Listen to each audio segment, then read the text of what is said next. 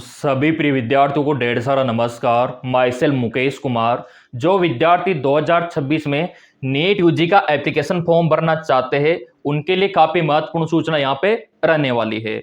यहाँ पर आपके लिए 7 डॉक्यूमेंट्स मैं आपको बताने वाला हूं जो आपके लिए कंपलसरी रहने वाले हैं, जिनके बगैर आप फॉर्म भर ही नहीं सकते। अगर इन 7 डॉक्यूमेंट्स में एक भी डॉक्यूमेंट्स कम रहा तो आप फॉर्म भरने से वंचित रह जाओगे। तो ये 7 डॉक्यूमेंट्स आप अभी से बना के तैयार कर लेना।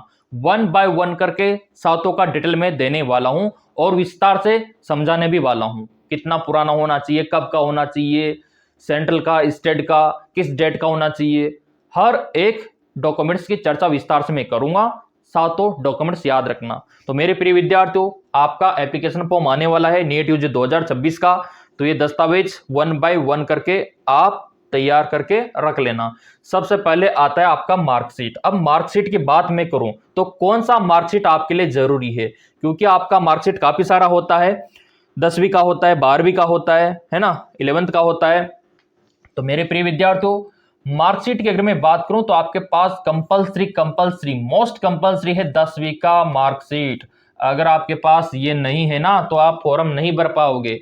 ओरिजिनल मार्कशीट आप तैयार करके रखना। 12th का इतना इंपॉर्टेंट नहीं है, क्योंकि काफी सारे प्रिय विद्यार्थी अभी 12th में पढ़ाई कर रहे होंगे, तो 12th का मार्कशीट यहाँ पे नहीं मांगा जाता। उसके बगैर भी आप फॉर्म डाल सकते हो नीट का, लेकिन 10वीं का तो होना ही चाहिए। 12th में आपका पीसीबी होना चाहिए, बायोलॉजी विषय होना चाहिए, ये याद रखना, ठीक है। तो 10th का मार्कशीट होना चाहिए, 12th का इतना इंपॉर्टेंट नहीं है। अगला कौन सा है मार्कशीट के अलावा? Government ID. अब काफी सारे विद्यार्थी कंफ्यूज हो जाते हैं, सर ये गवर्नमेंट आईडी होता क्या है? तो देखो मेरे प्रिय विद्यार्थियों, गवर्नमेंट आईडी होती है आपकी पहचान, आपका एक पहचान, जैसे कि आपका आधार कार्ड, आपका पैन कार्ड, आपका ड्राइविंग लाइसेंस, ये भी सरकारी आईडी है। तो आपके पास में इनमें से कोई भी आईडी होना चाहिए। मैं तो कहूंगा आधार कार्ड सबसे बेस्ट रहेगा, आपका आधार कार्ड, ठीक है। आधार कार्ड क्यों रहेगा? क्योंकि इसमें बायोमेट्रिक आपका अच्छे से हो जाता है।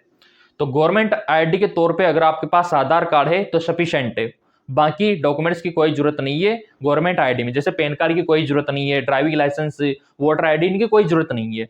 अगर हाँ आधार कार्ड नहीं है आपके पास तो फिर आप वोटर आईडी यूज कर सकते हो, पैन कार्ड यूज कर सकते हो, लेकिन उसमें काफी दिक्कत आएगी फिर आपको, है ना। तो मैं तो यही कहूंगा आधार कार्ड आपके पास में होना चाहिए। इसका सारा डिटेल आपका 10वीं की मार्कशीट से मैच होना चाहिए।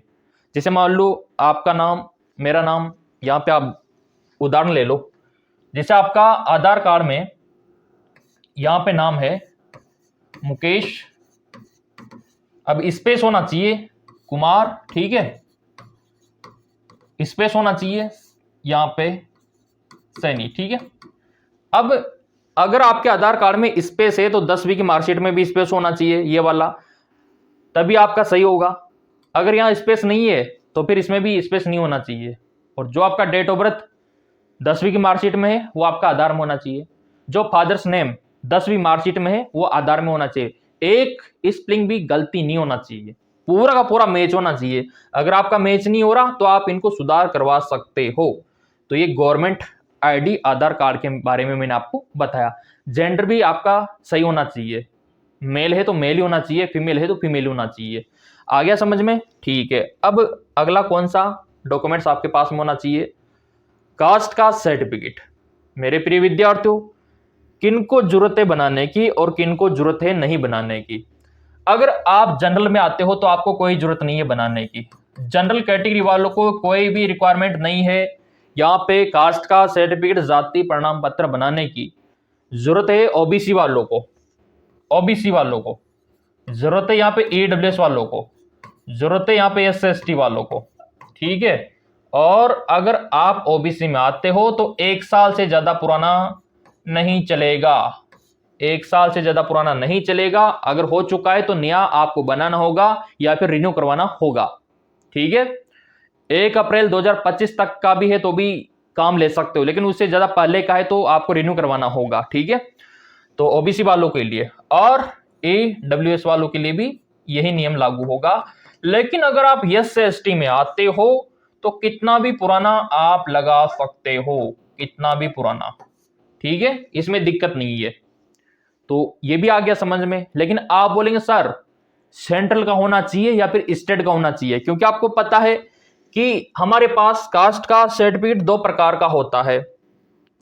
पहला आपका होता है यहाँ पे सेंट्रल लेवल का, ठीक है, दूसरा होता है स्टेट लेवल का।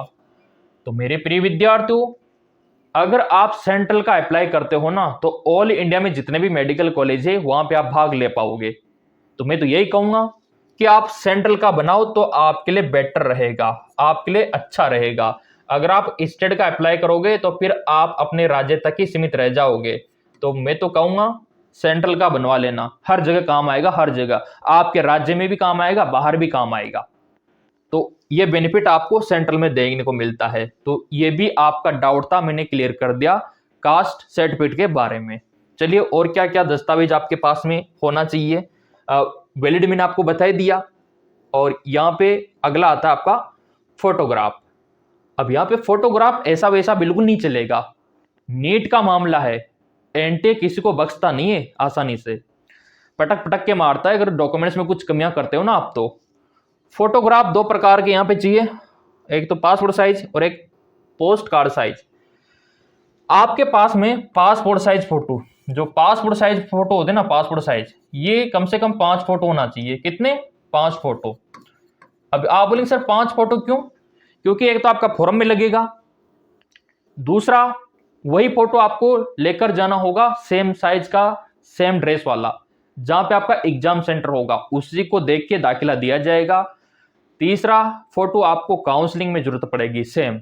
चौथा एडमिशन के टाइम पे जब आप मेडिकल कॉलेज जाओगे, दाखिला होगा, वहां पे भी वही फोटो चाहिए जो आप फॉर्म के टाइम पे अप्लाई करोगे। इसलिए 5 फोटो तो आपको निकलवाना होगा। और ऐसा वैसा नहीं, व्हाइट बैकग्राउंड होना चाहिए, पीछे का व्हाइट बैकग्राउंड होना चाहिए। और जब आप फोटो खिंचवा रहे हो ना, तो चश्मे को हटा लेना, ऊपर कैप नहीं होना चाहिए, कैप और चश्मा नहीं लगा होना चाहिए। अगर आप लगाते हो तो हटा लेना उस टाइम पे। और सामने आपका जिस दिन आप फोटो खिंचवा रहे हो वो डेट होना चाहिए। याद रखो क्या होना चाहिए, फोटो जिस दिन खिंचवाया वो वाला डेट। डेट ऑफ बर्थ मत डाल देना, काफी सारे प्रिय विद्यार्थी अपना डेट ऑफ बर्थ डाल देते हैं, वो गलत रहता है। जिस दिन आपने फोटो क्लिक करवाया वो डेट होना चाहिए, आपका नाम होना चाहिए। जैसे मान लो ये पासपोर्ट साइज का फोटो है, ठीक है, तो इसका व्हाइट बैकग्राउंड है, तो यहीं पे आपका नाम, और यहीं पे मान लो आज आपने फोटो क्लिक करवाया 18 जनवरी को 2026, तो वो डेट आना चाहिए, सिंपल। तो इतना सा आपको याद रखना है। और दूसरा फोटो होता है आपका, पासपोर्ट तो छोटा वाला हो गया, एक पोस्ट कार्ड होता है। पोस्ट कार्ड बड़ा वाला फोटो होता है, ऐसा लंबा चौड़ा काफी इतना बड़ा। तो वो फोटो भी व्हाइट बैकग्राउंड के साथ होना चाहिए, वो नीट फॉर्म में लगता है और एडमिट कार्ड के साथ पीछे लगता है। जब आप एग्जाम देने जाओगे ना, तो वो एक परफॉर्म आता है, उसमें फोटो लगा के वो आपको ले जाना होता है एग्जाम सेंटर में, वहां पे तभी आपको दाखिला दिया जाता है। तो वो तो एक ही कॉपी है, बड़ा वाला तो एक ही फोटो कॉपी है, लेकिन ये छोटे वाले 5 फोटो आपको निकलवाने होंगे। और किस प्रकार निकलवाना है मैंने आपको बता दिया। पूरा चेहरा आपका दिखना चाहिए, कान दिखने चाहिए, ऐसा नहीं कि कान बालों में छिपे हुए हो, दिक्कत हो जाएगी फिर। और अच्छे से समझा दूं मैं आपको। तो आपका पूरा विजन यहाँ पे होना चाहिए, हल्के में मत लेना फोटो को। फोटो की वजह से काफी सारों का फॉर्म रिजेक्ट हो जाता है, पिछली बार भी हो गया था, वो तो बड़ी मुश्किल से मैंने करवाया एनटी से बात करके, जैसे तैसे, क्योंकि कैरियर बर्बाद हो जाता नहीं तो प्रिय विद्यार्थियों का। तो इस बार मैं चाहता हूँ ये गलतियां आप ना करो, क्योंकि बार बार एनटी आपको नहीं बख्शेगा। तो फोटो के बारे में आपको समझ में आ गया, 5 फोटो पोस्ट कार्ड साइज के, पासपोर्ट साइज के, और 1 फोटो पोस्ट कार्ड साइज के, ठीक है। अगला क्या है? अगला है आपका यहाँ पे डोमिसाइल सर्टिफिकेट। आपका मूल निवास कितना भी पुराना हो चलेगा, मूल निवास, इसमें कोई दिक्कत नहीं है, कब का बना हुआ हो। जो आप राज्य में रहते हो, जिस स्टेट में रहते हो, वहां का मूल निवास होना चाहिए। तो ये तो कितना भी पुराना चल जाएगा, इसमें कोई ऐसा दिक्कत नहीं है। आपका मूल निवास, ठीक है, मूल निवास। अब यहां पे आप बोलेंगे सर सेंट्रल का स्टेट का, ये ऐसा नहीं होता, ये तो कोई सा भी हो चल जाएगा, कोई दिक्कत नहीं है। अब इसके अलावा और कौन कौन से डॉक्यूमेंट्स आपको बनाने होंगे? यहाँ पे आपका सिग्नेचर उसी टाइम पे आपको अपलोड करना है। थंब का इंप्रेशन, आपका लेफ्ट राइट हैंड का जो थंब का इंप्रेशन है वो फॉर्म भरते टाइम पे होगा क्लिक, जो कि आपको अच्छे से करवाना है। और जब आप फॉर्म भरने जाओ, अच्छे से क्लीन कर लेना उंगलियों को, क्योंकि काफी सारों को वहां पे स्कैन ही नहीं होता, तो वो दिक्कत वाली बात है। ठीक है, तो आपको थंब का इंप्रेशन थोड़ा ध्यान में रखना है और सिग्नेचर आपको वही करना है जो आपका 10th का मार्कशीट में दिखा रखा है। तो यहाँ पे सिग्नेचर आपको वही करना होगा जो 10th की मार्कशीट में आपने किया है। इसके अलावा कोई दूसरा सिग्नेचर यहाँ पे नहीं चलेगा। तो ये आपके लिए बहुत ही ज्यादा इंपॉर्टेंट है। तो इसके अलावा और क्या क्या दस्तावेज आपके पास में होना चाहिए। सिग्नेचर आपका हो गया, जैसे मान लो ये मेरा सिग्नेचर है, ठीक है, ये वाला, तो सेम ऐसा ही जब आप फॉर्म अप्लाई करोगे वहां पे होना चाहिए। तो ये आपके लिए बहुत ही ज्यादा इंपॉर्टेंट रहने वाला है, सिग्नेचर और थंब का इंप्रेशन। अब एक बार रिवाइज में कर देता हूं। ये आपका सिग्नेचर थंब इंप्रेशन हो गया। आपका मूल निवास कितना भी पुराना हो चलेगा, कोई दिक्कत नहीं है। आपका फोटोग्राफ यहाँ पे 5, आपका पोस्ट कार्ड साइज का तो 1 और पासपोर्ट साइज का 4-5 फोटो होना चाहिए, व्हाइट बैकग्राउंड के साथ, चेहरा पूरा विजिबल होना चाहिए।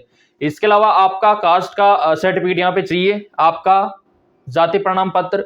अगर आप जनरल में आते हो तो कोई दिक्कत नहीं, आपको बनाने की जरूरत ही नहीं है। अगर आप ओबीसी और ईडब्ल्यूएस में आते हो ना, तो फिर आपको नया बनाना होगा, अगर आपका 1 साल पुराना है तो। यस एसटी वालों का कितना भी पुराना हो चल जाएगा। मैं तो यही कहूंगा सेंट्रल का अप्लाई कर देना, ठीक है, ऑल इंडिया में काम आएगा। फिर यहाँ पे आता है आपका गवर्नमेंट आईडी, तो इसमें आपका आधार कार्ड यूज करना सबसे बेस्ट रहेगा। आधार कार्ड 1 नंबर रहेगा आपका, और आधार कार्ड का डिटेल आपका 10वीं की मार्कशीट से पूरा मैच होना चाहिए। आपका नाम, अगर थोड़ा स्पेस है तो स्पेस का भी ध्यान रखना होगा, फादर्स नेम और आपका यहाँ पे जेंडर। फिर आता है आपका यहाँ पे मार्कशीट, तो मार्कशीट में 10वीं का मार्कशीट सफिशिएंट है, इसमें आपका काम हो जाएगा और दुनिया की कोई भी ताकत फॉर्म भरने से आपको नहीं रोक सकती, अगर ये आपका कंप्लीट है तो। अब रही बात तैयारी की, क्योंकि फॉर्म तो आने वाले हैं तो तैयारी तो करनी पड़ेगी। तो तैयारी के लिए नया बैच स्टार्ट है, उसके लिए करना क्या है, गूगल प्ले स्टोर पे आना है, आपको एमकेएस एकेडमी ऐप डाउनलोड कर लेना है। एमकेएस एकेडमी ऐप बहुत ही ज्यादा इंपॉर्टेंट है, वहां पे नोटिफिकेशन सबसे पहले आपको मिल जाता है देखने को, और उसका लिंक हमेशा वीडियो के डिस्क्रिप्शन में अवेलेबल रहता है। अभी आपको यहाँ पे भी दिखा देते हैं, ये देखिए, ये देखिए नया बैच स्टार्ट है, ज्वाइन करके आप इसका फायदा उठा सकते हो। मेडिकल असिस्टेंट का भी कोर्स आ गया, एयरफोर्स का। तो सबसे पहले तो आपको एमकेएस एकेडमी इस पे आना होगा, और एप्लीकेशन पे डाउनलोड करके मोबाइल नंबर डालना है, ओटीपी डालना है, और फिर आपका ऐप ओपन हो जाएगा। और यहाँ पे आपको दिखाई देगा नीट कोर्स लाइव 2026 पूरा का पूरा, ठीक है, और इसी को ज्वाइन कर लेना है। बाकी के कोर्स देखने के लिए नीचे आपको स्टोर पे क्लिक करना होगा, और यहाँ पे आपका पूरा विवरण ओपन हो जाएगा। अगर आप बीएस नर्सिंग करना चाहते हो उसका कोर्स दिख जाएगा, अगर आप नीट का करना चाहते हो तो उसका दिख जाएगा, अगर आपको एयरफोर्स मेडिकल असिस्टेंट, जी हाँ बिल्कुल 12th बायोलॉजी वालों के लिए, तो ये वाला कोर्स एरो बैच आप ज्वाइन करके अपनी तैयारी को और बेटर बना सकते हो मेरे प्रिय विद्यार्थियों। डॉक्यूमेंट्स यहाँ पे भी वही काम आएंगे जो मैंने आपको दिखाया, ये वाला फॉर्म भरोगे तो सेम वही दस्तावेज काम आएंगे और वही योग्यता काम आएगी। तो मेरे प्रिय विद्यार्थियों, अच्छे काम में देर किस बात की, डाउनलोड कर लेना, लिंक डिस्क्रिप्शन में दे रखा है। डॉक्यूमेंट्स को लेकर कोई दिक्कत है, समस्या है तो कमेंट करके मेरे को बताओ, उनका संशोधन 100% में कर दूंगा। सब्सक्राइब कर लेना, वीडियो को लाइक कर देना ताकि थोड़ा मोटिवेशन हमको मिले और अपडेट आपके लिए लेके आए। लिंक डिस्क्रिप्शन में आपको मिल जाएगा। धन्यवाद।